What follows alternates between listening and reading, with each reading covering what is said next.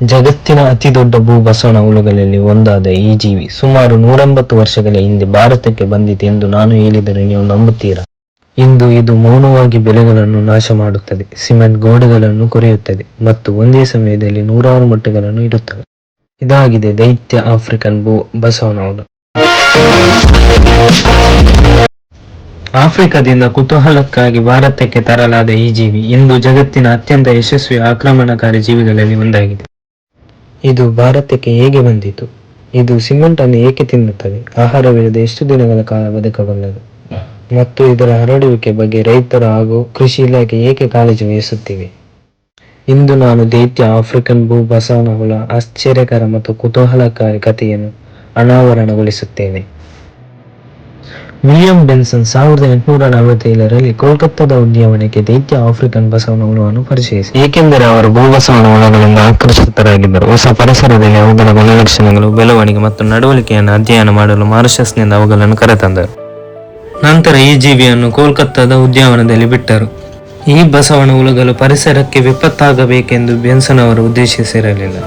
ಭಾರತದ ಬೆಚ್ಚಗಿನ ಆಂಧ್ರ ಉಷ್ಣವಲಯದ ಹವಾಮಾನವು ಅವುಗಳ ಸ್ಥಳೀಯ ಆಫ್ರಿಕನ್ ಆವಾಸ ಸ್ಥಾನಕ್ಕೆ ಸಂಪೂರ್ಣವಾಗಿ ಹೊಂದಿಕೆಯಾಗುವುದರಿಂದ ಬಸವನ ಹುಳು ವೇಗವಾಗಿ ಗುಣಿಸಿತು ಮತ್ತು ದೇಶಾದ್ಯಂತ ತಮ್ಮ ಆಕ್ರಮಣಕಾರಿ ಹರಡುವಿಕೆಯನ್ನು ಪ್ರಾರಂಭಿಸಿತು.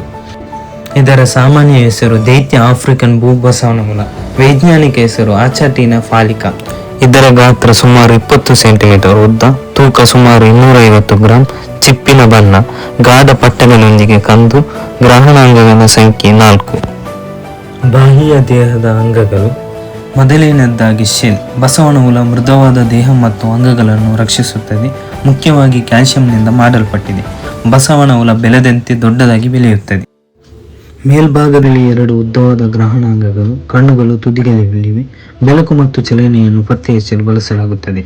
ಕಣ್ಣುಗಳ ಕೆಳಗೆ 2 ಚಿಕ್ಕ ಗ್ರಹಣಾಂಗಗಳು ವಾಸನೆ ಮತ್ತು ಸ್ಪರ್ಶಕ್ಕಾಗಿ ಬಳಸಲಾಗುತ್ತದೆ.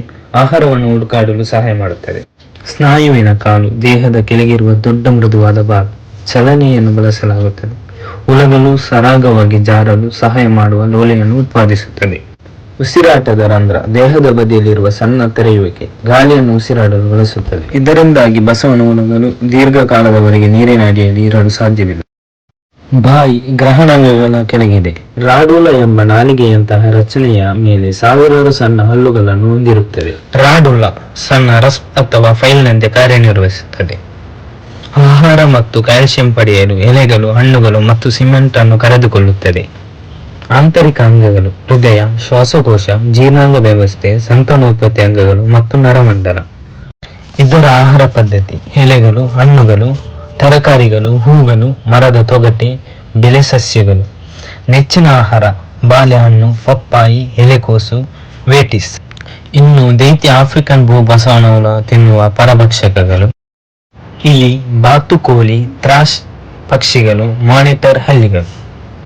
ದೈತ್ಯ ಆಫ್ರಿಕನ್ ಬಸವನ ಹುಳ ಸಿಮೆಂಟ್, ಕಾಂಕ್ರೀಟ್, ಪ್ಲಾಸ್ಟರ್ ಮತ್ತು ಕೆಲವೊಮ್ಮೆ ಬಣ್ಣಗಳನ್ನು ತಿನ್ನುತ್ತದೆ ಅಥವಾ ಕರೆದುಕೊಳ್ಳುತ್ತವೆ, ಏಕೆಂದರೆ ಈ ವಸ್ತುಗಳು ಕ್ಯಾಲ್ಸಿಯಂ ಅನ್ನು ಹೊಂದಿರುತ್ತವೆ. ಅವುಗಳಿಗೆ ಕ್ಯಾಲ್ಸಿಯಂ ಏಕೆ ಬೇಕು? ಅವುಗಳ ಚಿಪ್ಪನ್ನು ನಿರ್ಮಿಸುವುದು ಮತ್ತು ಬಲಪಡಿಸುವುದು, ಚಿಪ್ಪಿನಲ್ಲಿ ಬಿರುಕುಗಳು ಅಥವಾ ಹಾನಿಯನ್ನು ಸರಿಪಡಿಸಲು. ಎಲೆಯ ಬಸವನ ಹುಳ ದೊಡ್ಡ ಚಿಪ್ಪುಗಳನ್ನು ಬೆಳೆಯಲು ಸಹಾಯ ಮಾಡುವುದು, ಸಂತಾನೋತ್ಪತ್ತಿ ಸಮಯದಲ್ಲಿ ಮೊಟ್ಟೆಗಳನ್ನು ಉತ್ಪಾದಿಸುವುದು. ಅವುಗಳ ನೈಸರ್ಗಿಕ ಆಹಾರದಲ್ಲಿ ಸಾಕಷ್ಟು ಕ್ಯಾಲ್ಸಿಯಂ ಇಲ್ಲದಿದ್ದರೆ ಅವುಗಳು ಇತರ ಮೂಲಗಳನ್ನು ಹುಡುಕಾಡುತ್ತದೆ. ಸಿಮೆಂಟ್ ಗೋಡೆಗಳು, ಕಾಂಕ್ರೀಟ್ ಮೇಲ್ಮೈಗಳು, ಪೈಂಟ್, ಸುಣ್ಣದ ಕಲ್ಲು ಮತ್ತು ಮೊಟ್ಟೆಗಳು ಮೂಳೆಗಳನ್ನು ತಿನ್ನುತ್ತದೆ. ಅವು ಮನುಷ್ಯರ ಮೇಲೆ ಪರಿಣಾಮ ಬೀರಬಹುದೇ? ಹೌದು. ಇವು ಇಲಿ ಶ್ವಾಸಕೋಶದ ಹುಳು ಪರಾವಲಂಬಿಗಳನ್ನು ಹೊತ್ತೊಯ್ಯಬಹುದು. ಬಸವನ ಹುಳು ಅಥವಾ ಕಲುಷಿತ ಆಹಾರವನ್ನು ಸರಿಯಾಗಿ ನಿರ್ವಹಿಸದಿದ್ದರೆ ಅವು ಮಾನವರಲ್ಲಿ ಅನಾರೋಗ್ಯಕ್ಕೆ ಕಾರಣವಾಗಬಹುದು. ಸುರಕ್ಷಿತ ಸಲಹೆ: ನಿರ್ವಹಿಸಿದ ನಂತರ ಕೈಗಳನ್ನು ತೊಳೆಯಿರಿ. ತರಕಾರಿಗಳನ್ನು ಎಚ್ಚರಿಕೆಯಿಂದ ತೊಳೆಯಿರಿ. ಕೃಷಿ ಇಲಾಖೆ ಯಾವ ಕ್ರಮಗಳನ್ನು ಕೈಗೊಂಡಿದೆ? ಭಾರತದಲ್ಲಿ ಕೃಷಿ ಇಲಾಖೆಗಳು ಮತ್ತು ಸಂಶೋಧನಾ ಸಂಸ್ಥೆಗಳು ಹಲವಾರು ವಿಧಾನಗಳನ್ನು ಬಳಸುತ್ತವೆ.